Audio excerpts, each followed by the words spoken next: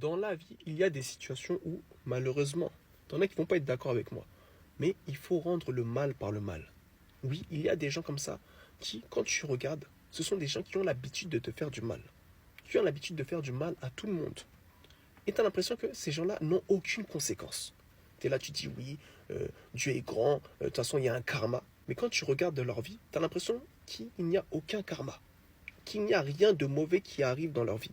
Donc ces gens-là qui font du mal, lorsqu'on te fait encore du mal, lorsque cette personne-là te fait encore du mal, il faut rendre le mal par le mal pour que cette personne-là puisse comprendre un jour dans sa vie ce que ça fait d'avoir mal.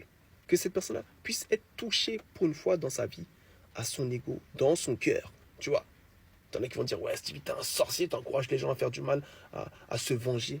Non, j'encourage les gens à rendre le mal par le mal à ce genre de personne qui fait du mal constamment, qui se sent intouchable, dans le but que cette personne-là puisse comprendre et prendre conscience pour une fois dans sa vie ce que ça fait d'avoir mal, ce que ça fait de faire du mal, tu vois.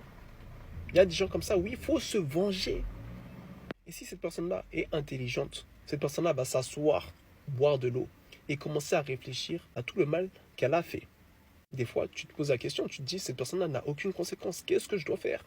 Et bien, c'est ça qu'il faut faire, tu vois. C'est ça qu'il faut faire pour que la personne puisse prendre conscience de sa manière d'être, tu vois, du mal qu'il ou elle fait autour d'elle, tu vois.